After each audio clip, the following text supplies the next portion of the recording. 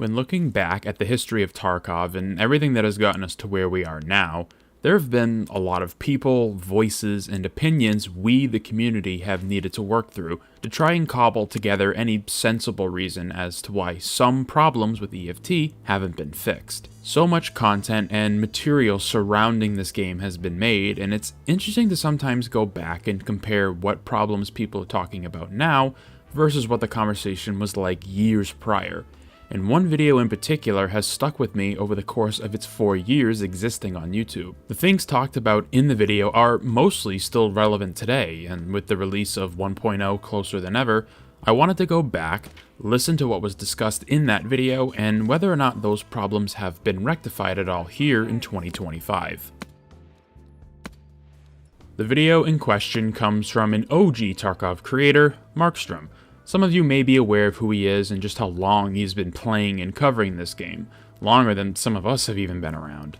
In the video, Mark receives a clip of Summit playing Tarkov and losing a fight to a massive peeker's advantage circumstance. Summit even pre-fires the engagement, knowing there's a chance his opponent will just swing around the corner and take him out.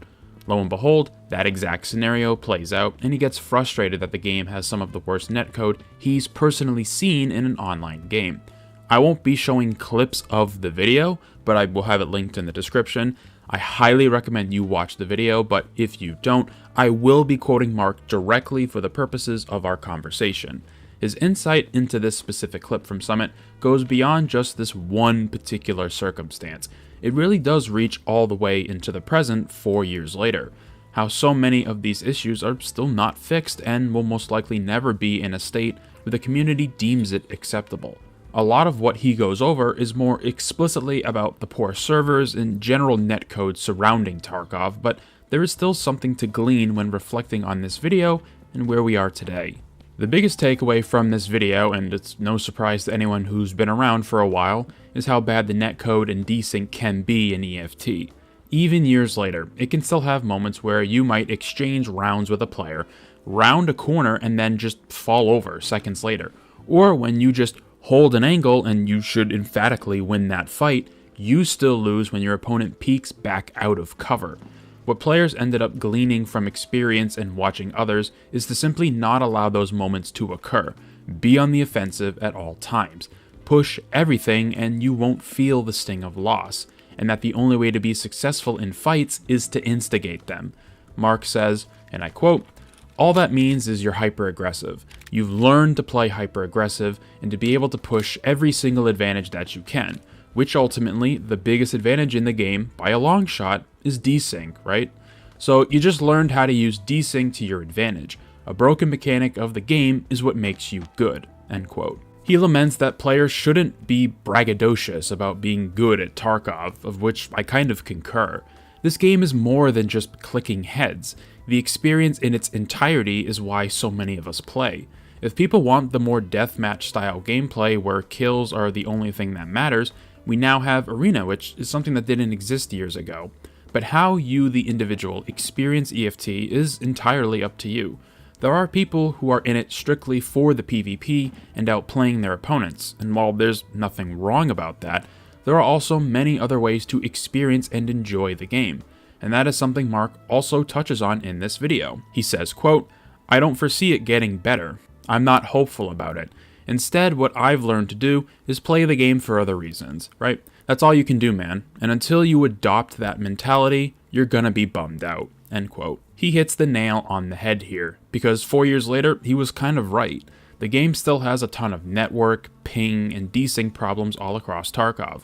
It's only ever gotten slightly better in general and more stable during the beginning of a wipe. Who remembers the reserve patch where for almost 12 hours, people couldn't even download the files to update the game? I do, because I remember sitting there. It was a Sunday, and I spent from about 8 in the morning until 8 at night just trying to download the update. It took until the next day to finally install and load the game for the first time on patch 0.12. Wild times. Luckily, that part of the game has genuinely improved over the years, but in terms of moment-to-moment gameplay against other players, it can still be brutal. And what makes this worse is that unless you have a ton of experience in this game, as a new player, it can be impossible to discern bad netcode for when someone is actually cheating. No one wants to lose their best kit to a cheater. No one wants to play a game with cheaters in it. But the sad reality is that most online games, not even competitive ones, are plagued with them. And EFT is no exception. As the game's popularity grew, so too did the cheater problem. The unfortunate side effect is that now people can't tell one from the other.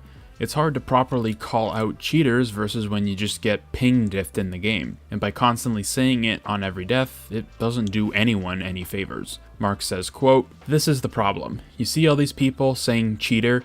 This alleviates the responsibility from Battlestate Games to do something. If people came together and realized what the real issue was, which is the servers, and it's the same reason why I just put on a video of me preaching about no, sound is not broken in this game. It's not the sound engineer's fault. It's not on him. The sound in this game is really good.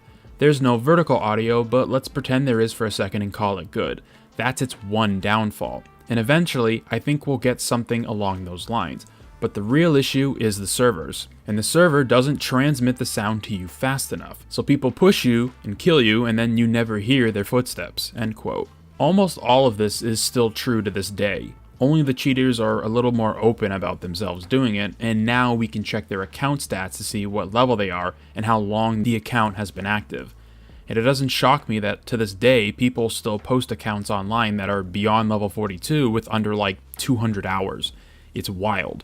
Not surprising for BSG and their track record with handling this, but wild. His comments about audio are the only part of this where I think we as a community have enough evidence to prove that there have been more problems with audio, other than just not having it vertically in certain parts of the game, especially considering he says the audio is good, but then the immediate next sentence is there's no vertical audio. Personally, I get what he means in this context, but there's a lot of people that would disagree with him on that front.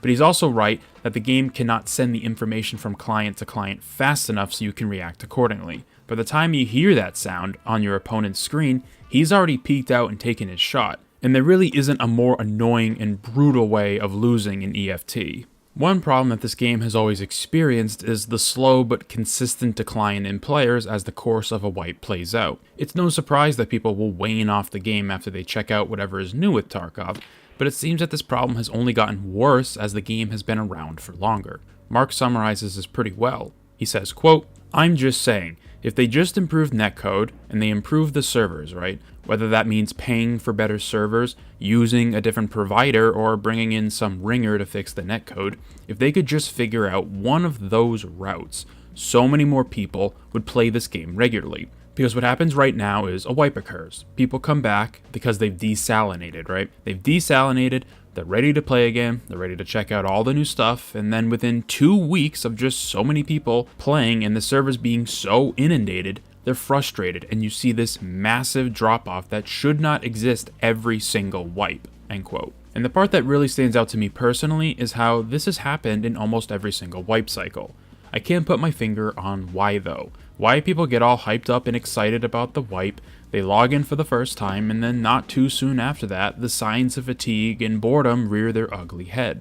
And every new wipe, the time it takes for people to reach this state is taking less time, which is concerning. Tarkov should not see this massive drop in players after a reset. It just shouldn't happen. Obviously, people are going to wane off the game at some point, but without fail for years now, it's more of a dramatic nosedive than anything else.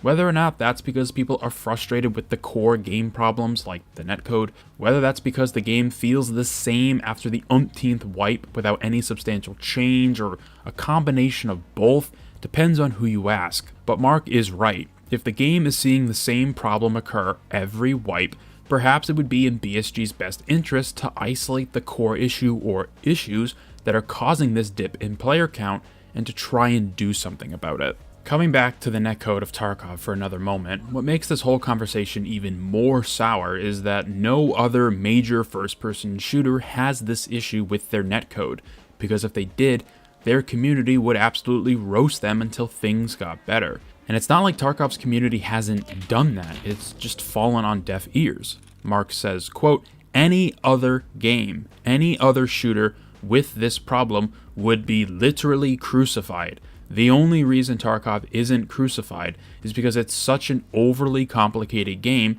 that has such a high learning curve that people don't know half the time why they're dying. If it was a basic, dumbed down, simplified game, like say you're playing COD, and I'm not throwing shots, it's just a different thing. If you're playing COD and that stuff is happening, the entire community is burning your house down, dude. They are. End quote. No online game is perfect, especially shooters where things can happen so fast that you don't even know how you lose.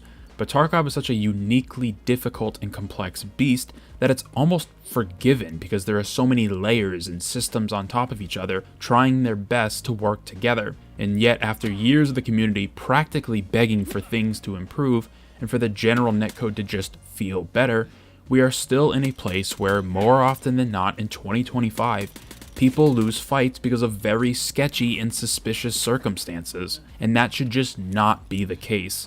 It's frustrating, but most of us have sadly accepted the reality that things will never be truly fixed. Maybe improved here and there, but not to a point that feels consistent across the entire game. Like I said, Mark was right about a lot of things in this video, but you don't realize it until someone else explains it out loud for you. This video was made by Markstrom and was released on January 21st, 2021, over 4.5 years ago. And the fact that many talking points he brings up are still relevant to Tarkov and the problems it still has in 2025 speaks volumes about how much progress the game has made in some areas and how little it's made in others. I still go back and watch this video every now and again because it feels like a very succinct time capsule of what people were complaining about back then and how not much has really changed in 4 years. Whether it be netcode related, audio, cheaters, comparing it to other games in similar genres, Tarkov has unique problems exclusive to itself. It figured out solutions to many issues relating to the extraction genre, but couldn't quite get a hold on many of the other important infrastructure that makes these kinds of games so successful. Maybe, once again, 1.0 will resolve some of these issues, but my hopes are not high at all. Thank you very much for taking the time out of your day to watch this video. Let me know down in the comment section below your thoughts on Mark's video, whether or not you think it's still relevant in 2025, and be sure to subscribe for more videos about the many different opinions about EFT and all the problems it still has after almost half a decade of development. I hope to see you in future ones.